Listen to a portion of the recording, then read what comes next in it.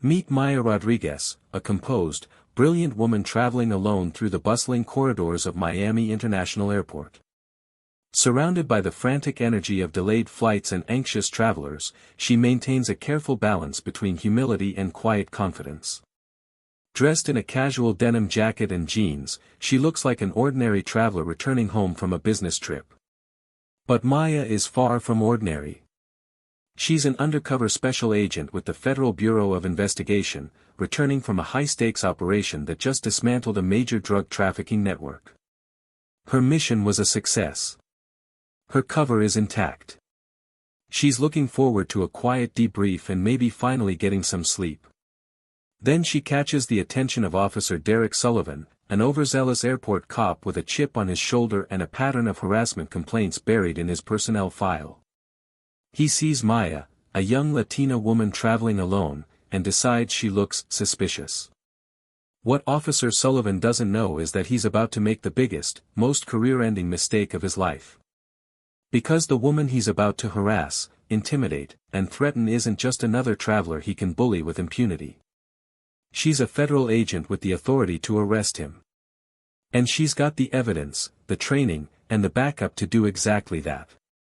This is the story of how one cop's unchecked prejudice collided with federal authority, and how karma arrived in the form of an FBI badge. Maya Rodriguez had always loved airports, but not for the reasons most people did. To her, they represented transition points, places where one identity could be shed and another assumed. For the past 6 months, she had been Maria Santos, a logistics coordinator for a shipping company that, unbeknownst to its employees, was a front for a Colombian drug cartel. It had been the longest 6 months of her career. Living a lie, maintaining constant vigilance, building trust with dangerous people while secretly gathering evidence that would eventually send them to federal prison. But 3 days ago, the operation had concluded with simultaneous raids in Miami, Houston, and Bogota. 18 arrests. $4 million in seized assets. And Maya had finally been pulled out. Now, at 32 years old, she was just trying to get home. She stepped off the jet bridge at Miami International at 6:45 p.m. on a Wednesday. The terminal was crowded with the evening rush, business travelers heading home, families returning from vacations, the usual chaos of one of the busiest airports in the country. Maya wore dark jeans, a gray t-shirt, and a denim jacket. Her black hair was pulled back in a simple ponytail. She carried a small rolling suitcase and a canvas messenger bag.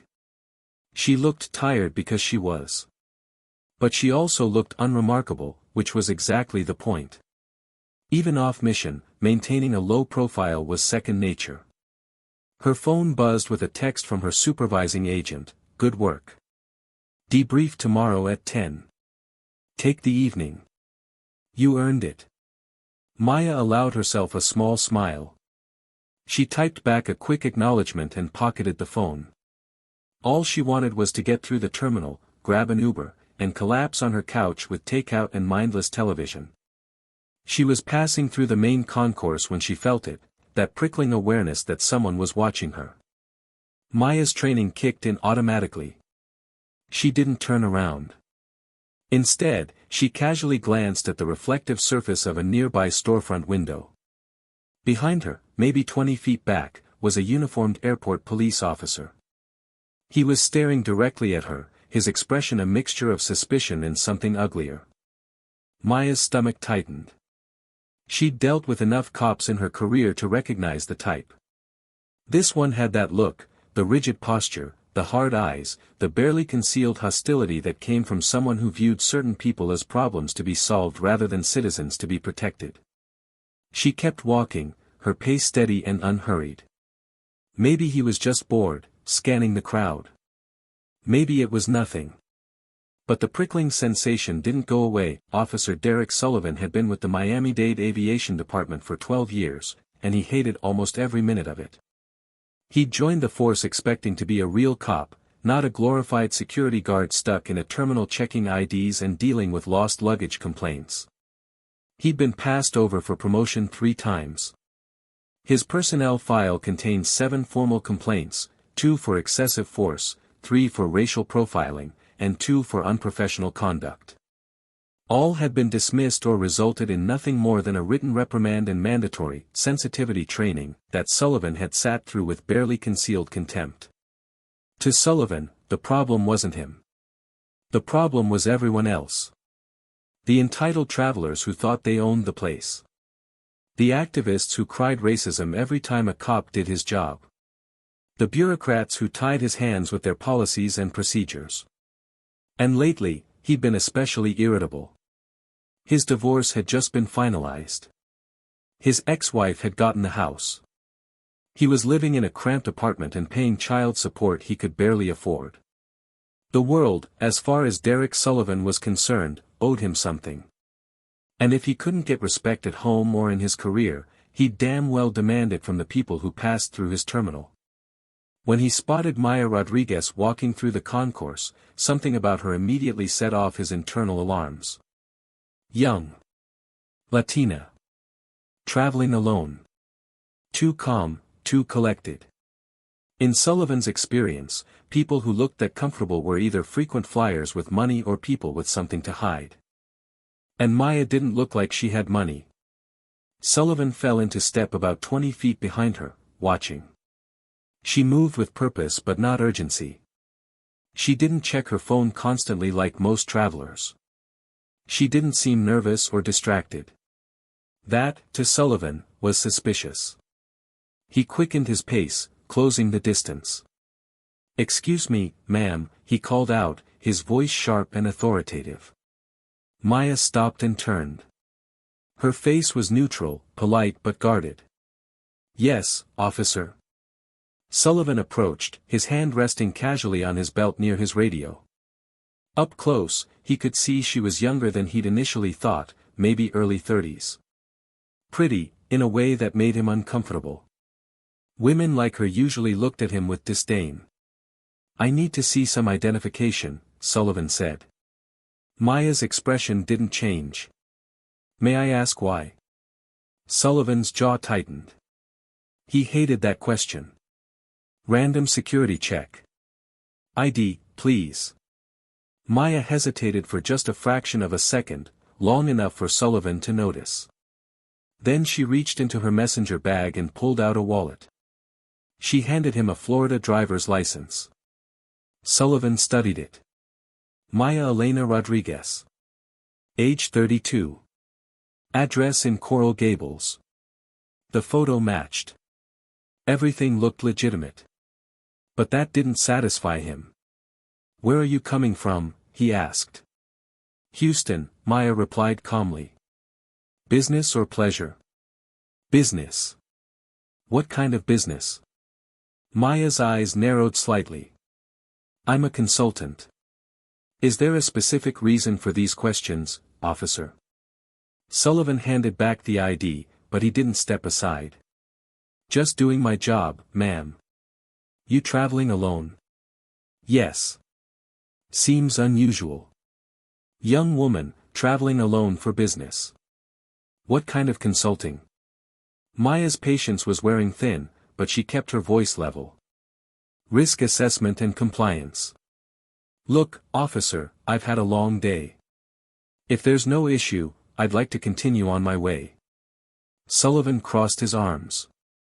"I'll decide when there's no issue. Mind if I take a look at your bag?"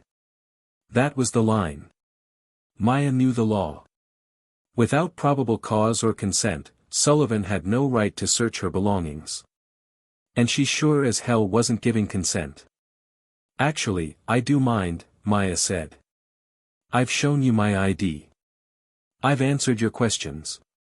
Unless you have probable cause to suspect me of a crime, I'm declining your request to search my belongings." Sullivan's face flushed red. The words, "probable cause," were like a slap. Travelers didn't usually know their rights. And the ones who did usually got a lot more of his attention. "You refusing to cooperate with a law enforcement officer?" Sullivan asked, his voice dropping to a dangerous quiet. Maya met his gaze without flinching. "I'm exercising my Fourth Amendment rights, officer." "There's a difference." For a long moment, they stood there in silent confrontation. Travelers streamed past them, some glancing curiously at the scene. Sullivan was acutely aware that people were watching. He needed to regain control of the situation. "Step over here," he said, gesturing toward a less crowded area near a closed gate. It wasn't a request. Maya considered refusing. But making a scene in the middle of a busy terminal wasn't smart. Better to handle this away from the crowd. She nodded and followed him. Once they were out of the main flow of traffic, Sullivan turned to face her, positioning himself to block her path. "Let me make something clear, Ms. Rodriguez. I don't like your attitude. I don't like people who think they're smarter than the law. So here's how this is going to work. You're going to cooperate fully, or I'm going to detain you for suspicious behavior." Maya's heart was pounding, but her voice remained steady. "Suspicious behavior? You mean being Latina and traveling alone?" Sullivan's eyes hardened. "Don't play that card with me. I'm colorblind. I treat everyone the same." "Then why did you single me out?" "Because you looked nervous." "I didn't look nervous. I looked tired." "There's a difference." Sullivan stepped closer, invading her personal space. It was an intimidation tactic, and Maya recognized it immediately. She held her ground. "Last chance," Sullivan said. "Let me search your bag, or I call backup and we do this the hard way." Maya took a slow breath. She could end this right now. She could pull out her FBI credentials and watch Sullivan's world crumble. But revealing her identity posed risks. She was technically still under deep cover on another ongoing investigation. Blowing her cover publicly could compromise months of work by other agents. But she also couldn't let Sullivan violate her rights. And more importantly, she couldn't let him continue to terrorize other travelers. "Officer Sullivan," Maya said, reading his name tag, "you're making a serious mistake. I suggest you walk away right now." Sullivan's face twisted into a sneer. "Is that a threat?" "It's a warning. Big talk from someone with no power." Sullivan reached for his radio. "Dispatch, this is Sullivan at Concourse D. I need backup for a Special Agent Maya Rodriguez, FBI," Maya interrupted, her voice cutting through his. She reached into her jacket and produced a black leather credentials case, flipping it open to reveal the gold badge and ID card. "And you're about to be in a world of trouble, officer." Sullivan froze, his hand still on the radio. For a moment, he just stared at the badge, his brain struggling to process what he was seeing. Then his expression shifted, confusion, then anger, then something that might have been fear. "FBI?" he repeated dumbly. "That's right. And everything you've done in the last 10 minutes constitutes harassment, illegal detainment, and attempted violation of my civil rights. So I'm going to ask you one more time. Walk away." Sullivan's face went through several shades of red. His pride warred with his survival instinct. Finally, he stepped back.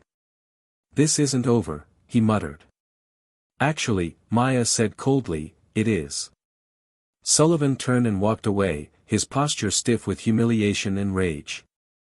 Maya watched him go, her pulse still racing. She snapped her credentials case shut and tucked it back into her jacket. Around her, a few travelers who had witnessed the exchange whispered to each other. She ignored them and continued toward the exit. But as she walked, a dark certainty settled over her. Derek Sullivan wasn't the type to let something like this go. And Maya had a feeling this wasn't the last she'd see of him. That night, Maya sat in her apartment with a glass of wine and her laptop, writing up an official incident report. She debated whether to file it. On one hand, Sullivan's behavior was exactly the kind of thing the FBI's Civil Rights Division existed to address. On the other hand, getting involved meant paperwork, interviews, and potentially exposing herself during an active cover period. But the more she thought about it, the angrier she became. Not just for herself, but for all the people Sullivan had probably harassed who didn't have a badge to protect them. She hit send on the report, copying her supervisor and the FBI's Office of Professional Responsibility. The response came within 12 hours. Her supervisor, SAC Thomas Chin, called her directly. "Maya, I read your report. You okay?" "I'm fine. But Sullivan needs to be dealt with." "Agreed. I'm forwarding this to our Civil Rights Division and to Miami-Dade Aviation's Internal Affairs. You willing to give a formal statement?" "Absolutely." "Good. We'll set it up. In the meantime, I want you to stay away from that airport if possible." Maya frowned. "You think he's going to retaliate?" "I think he's a cop with a history of complaints who just got embarrassed by a federal agent. So yes, I think he might do something stupid. Just be careful." Maya promised she would be, but she wasn't worried. Sullivan was a bully, and bullies back down when confronted with real authority. She'd seen it 100 times. She was wrong. 3 days later, Maya noticed the car. She was leaving FBI headquarters in Miami after a long debrief session. It was nearly 8 p.m., and the parking garage was mostly empty. As she walked to her car, she saw a dark blue sedan parked 2 rows over. The engine was running, but no one got out. Maya's instincts flared. She casually pulled out her phone and took a photo of the license plate, then got into her car and drove out of the garage. The blue sedan followed. Maya tested it, making a series of random turns through downtown Miami. The sedan stayed with her, always 2 or 3 cars back. Professional surveillance, or someone who'd watched enough cop shows to think he was good at it. Maya pulled into a well-lit gas station and parked under the bright canopy. The sedan drove past slowly, and she got a clear look at the driver. Derek Sullivan. Her blood ran cold. This wasn't paranoia. This was stalking. And it was illegal. Maya immediately called SAC Chin. "Sullivan's following me. I'm at a gas station on Biscayne and 14th. Can you send a unit?" "On it. Stay where you are. Don't engage." 10 minutes later, a Miami PD patrol car pulled into the station. Maya explained the situation to the officers, showed them the photo of Sullivan's car, and gave them his name. They took her statement and put out a bolo for the vehicle. But Sullivan was gone. 2 days later, Maya had to fly to Atlanta for a case consultation. She deliberately chose Fort Lauderdale Hollywood International Airport instead of Miami to avoid Sullivan. But somehow, he found out. She was going through the TSA checkpoint when she saw him, standing in the secure area on the other side of the metal detectors, in full uniform, watching the screening line. He wasn't supposed to be there. Fort Lauderdale wasn't his jurisdiction. Maya's pulse quickened. This was beyond harassment now. This was obsessive. And dangerous. She cleared security and started walking toward her gate, pulling out her phone to call for backup. Before she could dial, Sullivan appeared beside her. "Special Agent Rodriguez," he said, his voice cold. "Imagine seeing you here." Maya stopped walking and faced him directly. "Officer Sullivan. You're a long way from Miami." "I'm off duty. Visiting a friend who works here." "That's a lie. You followed me." Sullivan's smile was ugly. "Prove it." "I don't have to prove anything, Sullivan. You're stalking me, and I've already filed a complaint with your department and mine. You need to leave. Now." Sullivan stepped closer, his voice dropping. "You think you're untouchable because you've got a badge? You think you can ruin my career and walk away? I didn't ruin your career. You did that yourself with your pattern of abuse. Now back off before I arrest you." Sullivan laughed bitterly. "Arrest me? For what? Walking through an airport? Talking to you? For stalking a federal agent? For making terroristic threats? Pick one. I haven't threatened you. Not yet. But we both know that's where this is going. Sullivan's expression turned dark. You've got no idea what you're dealing with, Agent. You humiliated me. You cost me my reputation. And you think you can just walk away? Maya's hand moved subtly toward her hip, where her service weapon was concealed under her jacket. Sullivan, I'm going to say this one time. Get out of my sight, or I will have you arrested. And this time, it won't be your department investigating. It'll be federal. For a long moment, they stood there, locked in silent confrontation. Other travelers gave them a wide berth, sensing the tension. Finally, Sullivan stepped back. This isn't over, he said quietly. Yeah, it is, Maya replied. You just don't know it yet. Sullivan turned and walked away. Maya immediately pulled out her phone and called SAC Chin. He's here. Fort Lauderdale Airport. Sullivan just confronted me. Where is he now? Gone. But this is escalating. He's stalking me across county lines. I'll contact Broward Sheriff and Fort Lauderdale PD. Maya, I'm pulling you off fieldwork until this is resolved. You're too exposed. Tom, I can handle. That's not a request. Sullivan's unstable. We don't know what he's capable of. I need you safe. Maya wanted to argue, but she knew Chen was right. Sullivan had crossed too many lines. This was no longer just about harassment. This was about a cop who'd lost control and fixated on her as the source of all his problems. And that made him dangerous. It happened 4 days later. Maya had been staying at a bureau safe house while investigators built a case against Sullivan. In that time, they'd uncovered a pattern of disturbing behavior. Security footage showed Sullivan had visited both Miami and Fort Lauderdale airports multiple times, always when Maya was scheduled to be there. His GPS data from his personal vehicle showed him driving past her apartment building. His phone records revealed he'd been searching her name online obsessively.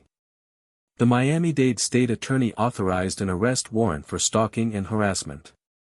A federal warrant was issued for interference with a federal officer. Sullivan's career was over. Now they just needed to bring him in. But Sullivan had other plans. Maya was leaving the safe house to meet with prosecutors when she noticed the dark blue sedan parked across the street. Her chest tightened. She immediately called for backup and started walking back toward the house. The sedan's door opened.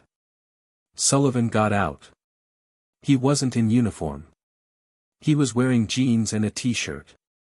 And he was carrying something in his right hand. A gun. Maya's training kicked in instantly. Sullivan. FBI. Drop the weapon. Sullivan didn't drop it. He raised it, pointing it at her. You destroyed my life, he shouted. I lost everything because of you. Maya drew her own weapon, taking cover behind a parked car. Sullivan, put the gun down. This is over. It's not over until I say it is. Sirens wailed in the distance. Backup was coming. But they might not get there in time. Derek, listen to me, Maya said, her voice steady despite the adrenaline flooding her system. You're making this so much worse. Put the gun down and we can talk. Talk. You want to talk. You cost me my job. My reputation. My life. You did that yourself. You harassed me. You stalked me. You made illegal stops. This is on you. I was doing my job. Your job is to protect people, not terrorize them. Sullivan's hand was shaking. He was crying now, tears streaming down his face. I'm a good cop. I'm a good cop. Then prove it, Maya said. Put the gun down. Don't make this end badly. For a moment, Sullivan seemed to waver. Then he made his decision. He raised the gun toward his own head. Derek, no. Maya shouted. 3 FBI vehicles screeched to a halt around them. Agents poured out, weapons drawn, surrounding Sullivan. "Drop the weapon," they shouted in unison. Sullivan stood there, gun pressed to his temple, sobbing. I can't go to prison." Maya holstered her weapon and stepped out from behind the car, hands visible. "Derek, look at me. Look at me." Sullivan's wild eyes found hers. "You can walk away from this," Maya said softly. "But only if you put the gun down. Right now. Please." For an agonizing 10 seconds, nothing happened. Then, slowly, Sullivan lowered the weapon. It fell from his hand and clattered to the pavement. Agents swarmed him, taking him into custody. As they cuffed him, Sullivan looked at Maya one last time. All the rage was gone. All that remained was empty defeat. "I'm sorry," he whispered. Maya didn't respond. She just watched as they put him in the back of a bureau vehicle and drove away. Derek Sullivan was charged with stalking, harassment, aggravated assault on a federal officer, and possession of a weapon by a prohibited person, due to a prior domestic violence restraining order Maya's investigation had uncovered. He pleaded guilty to avoid trial. The sentencing hearing was held 3 months later. Maya attended, sitting in the gallery as victim after victim came forward to testify about Sullivan's pattern of abuse. A black college student he'd falsely arrested for drug possession. A Muslim family he'd detained for hours without cause. An elderly Hispanic man he'd humiliated and strip-searched. The judge, a stern woman in her 60s, listened to all of it. When it was time to sentence, she looked at Sullivan with undisguised contempt. "Officer Sullivan, you wore a badge. You took an oath to serve and protect. Instead, you used your authority as a weapon to terrorize innocent people. You have shown no genuine remorse, only self-pity. The court sentences you to 4 years in federal prison, followed by 3 years of supervised release." Sullivan showed no emotion as he was led away in handcuffs. Outside the courthouse, Maya was approached by several of Sullivan's victims. They thanked her for standing up, for not letting him get away with it. A young woman named Lisa Torres, the college student he'd falsely arrested, shook Maya's hand with tears in her eyes. "I thought no one would believe me. Thank you for proving I wasn't alone."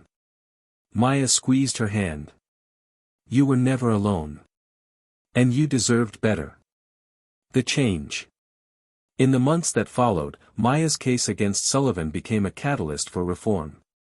The Miami-Dade Aviation Department implemented new oversight procedures, mandatory body cameras for all officers, and a civilian review board for complaints. The FBI's Civil Rights Division used the case as a training example for recognizing and addressing abuse of authority by law enforcement.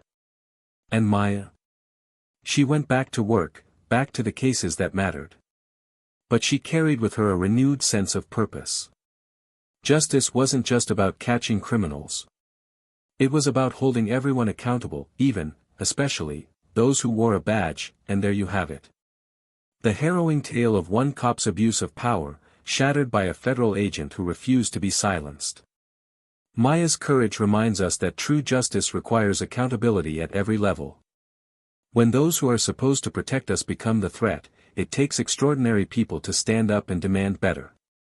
Derek Sullivan's reign of harassment ended not with a dramatic shootout, but with handcuffs and a prison sentence. And all those he terrorized finally found their voice.